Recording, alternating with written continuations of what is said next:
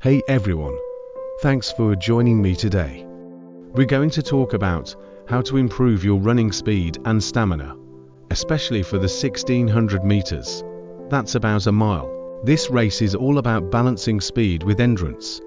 You need the strength to start strong, the stamina to hold a steady pace, and the energy to push through in the final lap.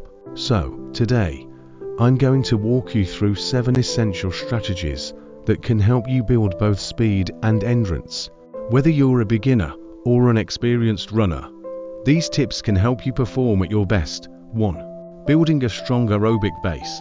1.5 minutes. Let's start with one of the most important foundations, aerobic base training. Now, I know aerobic training isn't always exciting, but it's what helps you maintain your energy and pace over the entire race. This kind of training is what builds your cardiovascular endurance, which means it makes your heart and lungs more efficient at delivering oxygen to your muscles. Without a strong aerobic base, you're going to feel fatigued faster and hit a wall before you even reach the last lap. To build this base, focus on steady, longer runs at a moderate pace, usually at a level where you could carry on a conversation without getting too out of breath. These runs should be about 30 to 45 minutes and done 2 to 3 times a week. The goal here is endurance, not speed, so don't push yourself too hard. Just relax, get into a rhythm, and gradually build your endurance. These runs will help you handle the demands of the 1600 meters race. 2. Interval training for speed. 1.5 minutes. Next up is interval training, which is key to developing speed and anaerobic endurance. Unlike aerobic training, interval training is all about short bursts of high-intensity effort with rest in between. The purpose here is to get your body used to running at a faster pace and improve your ability to handle lactic acid, which is that burning feeling you get when you're pushing hard. In a 1600 meters race, you'll definitely be running faster than your typical long-distance pace, so intervals are essential. To start, try 400 meters intervals at a pace that's faster than your goal race pace. For example, if you're aiming for a 6-minute mile, that's 90 seconds per lap. So you might run each 400 meters interval at about 80 to 85 seconds, rest for 90 seconds to 2 minutes between intervals, and repeat this 4 to 6 times. As you get stronger, you can increase the number of intervals or decrease the rest time. Intervals like these push your body to adapt to faster speeds, and over time, you'll find it easier to run fast during the entire 1600 meters. 3. Tempo runs to build stamina. 1.5 minutes after intervals. Let's move to tempo runs, which help build stamina and improve your body's lactate threshold. Basically, how fast you can go before your muscles start to fatigue. A tempo run is often done at a pace just a bit slower than your 1600 meters pace, but faster than a comfortable jog. Think of it as a comfortably hard pace, challenging, but not all out sprinting. For tempo runs, start with a 5 to 10 minute warm-up, then run at a steady, challenging pace for 10 to 15 minutes, and finish with a cool down. This pace should feel sustainable but intense. The beauty of tempo runs is that they teach your body to hold a faster pace for longer, which is exactly what you need in the 1600 meters. As your fitness improves, you can extend the length of these runs or increase the pace slightly, always staying just below the point of real exhaustion. This teaches you to run strong and fast without burning out. 4. Strength training for power and injury prevention. 1.5 minutes now. Let's talk about strength training. Many runners overlook this part, but strength is just as important as speed and endurance. Building strength in your core and lower body muscles improves your running efficiency, power, and balance, and it can also reduce your risk of injury. When you run, you're essentially moving in a series of controlled, repeated jumps.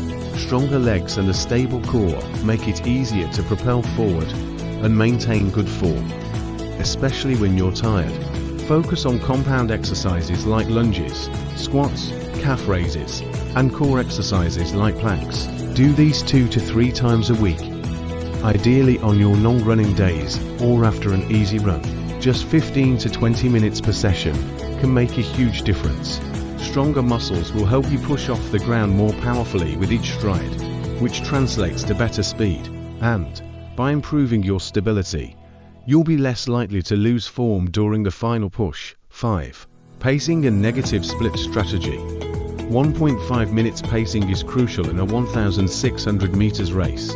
Many runners make the mistake of going out too fast and losing steam halfway through. The goal is to conserve energy early in the race, so you have enough to finish strong. One way to do this is by running negative splits, which means running the second half of the race faster than the first half. To practice negative splits, try a workout like 4 by 400 meters, aiming to run each 400 meters just a little faster than the previous one. This will train your body to accelerate even when you're tired, which is an incredibly valuable skill in a race. In a 1,600 meters race, start at a controlled pace that feels strong but not exhausting. As you hit each lap, pick up the pace just slightly.